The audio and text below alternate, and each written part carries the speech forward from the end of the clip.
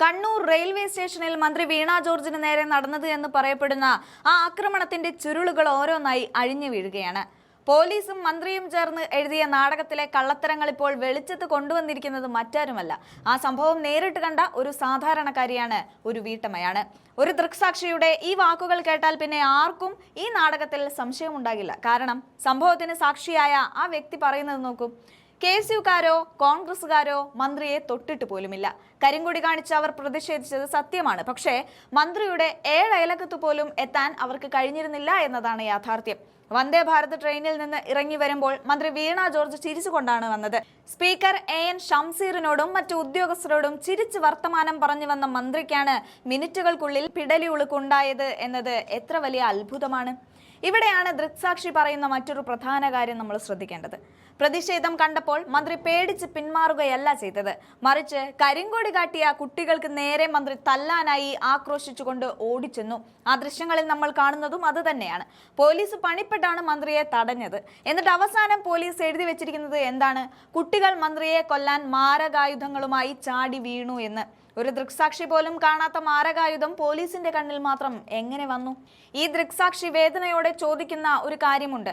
ചിരിച്ചുകൊണ്ട് സംസാരിച്ചു നടന്ന ഒരാൾക്ക് എങ്ങനെയാണ് പെട്ടെന്ന് കഴുത്തുവേദന വന്നത്?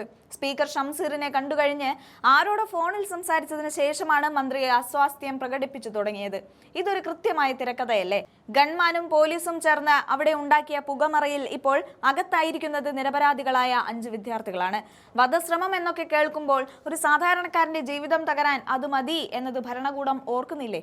മന്ത്രിയുടെ പിടലി ഉളുക്കിന് എയിംസ് ഡോക്ടർമാർ വരട്ടെ എന്ന് മുരളീധരൻ പരിഹസിക്കുമ്പോൾ ദൃക്സാക്ഷിയുടെ ഈ മൊഴികൾ കൂടി കേൾക്കുമ്പോൾ ഇതിലെ ഗൂഢാലോചന വ്യക്തമാണ്. പിണറായി വിജയന്റെ പോലീസ് ചമച്ച FIR വെറും കെട്ടുകഥയാണെന്ന് ഈ സാധാരണക്കാരി വിളിച്ചു പറയുന്നുണ്ട്. ഇത്രയും വലിയ നുണ പ്രചരിപ്പിച്ച് നാട്ടിലാകെ കലാപം ഉണ്ടാക്കാനാണോ സർക്കാർ ശ്രമിക്കുന്നത്? KSU ജില്ലാ പ്രസിഡന്റ് അടക്കമുള്ളവർ ഇപ്പോൾ ജയിലിലാണ്. അവരെ തൊട്ടിട്ട് പോലുമില്ല എന്ന് ദൃക്സാക്ഷികൾ പറയുമ്പോഴും പോലീസിന് കുലുക്കവുമില്ല. എന്തായാലും ആ അമ്മയുടെ വാക്കുകൾ നമുക്കൊന്ന് വിശദമായി കേട്ടുനോക്കാം. ഇത് വെറുതെയാ. ഞാന് കണ്ണൂര് റെയിൽവേ സ്റ്റേഷനിൽ വന്ദേ ഭാരതിൽ കയറി നിൽക്കുമ്പോഴാണ് ഇവര് വരുന്നത്. സ്റ്റേഷന്റെ മെയിൻ എൻട്രൻസിന് കുറച്ച് പേര് തടഞ്ഞു എന്നല്ലാണ്ട് വേറെ ഒന്നും നടന്നില്ല. കാരണം ഞാൻ നേരെ ഓപ്പോസിറ്റ് നിന്ന് കണ്ടോണ്ടിരിക്കുക. പോലീസാണെങ്കിൽ ഒരു പറ്റും പോലീസുണ്ട്, ഒന്നും സംഭവിച്ചില്ല.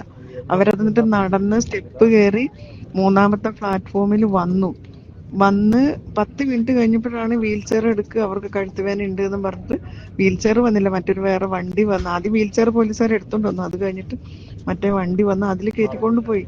അവിടെ വേറെ ഒന്നും നടന്നില്ല. പെട്ടെന്ന് വന്നപ്പം പെട്ടെന്ന് ജൈവിളി കേട്ടപ്പോൾ എല്ലാവരും പേടിച്ച് പോയി എന്നല്ലാണ്ട് വേറൊന്നും അവിടെ ഉണ്ടായില്ല. ചുമ്മാണ് കരിങ്കൊടി കാണിച്ചു, അവര് സിന്താവ വിളിച്ചു എന്നുള്ളത് സത്യമാണ്. രാജിവെക്കണം എന്നും പറഞ്ഞ് എല്ലാം കൂടെ ഒരു 2-3 മിനിറ്റ് പോലും ഉണ്ടായില്ല. അതിനിടയ്ക്ക് മീഡിയക്കാരും കുന്തവും കുറച്ചൊക്കെ ഒരു 50 പോലീസും. എന്നിട്ട് ഈ പെണ്ണുങ്ങൾ നടന്ന് സ്റ്റെപ്പ് കയറി 3ാമത്തെ പ്ലാറ്റ്ഫോമിൽ വന്ന് വന്ദേ ഭാരതിന് അവർക്ക് C4 ആയിരുന്നു. അവിടെ വന്ന്, അതായത് ഞാൻ C9 ആയിരുന്നു, അവര് C4 ആയിരുന്നു. അവിടെ വന്ന് ഇരിക്കുന്നൊക്കെ കണ്ടതാ, ഒരു കുഴപ്പമില്ലാണ്. എന്തൊരു അഭിനയ ദൈവമേ.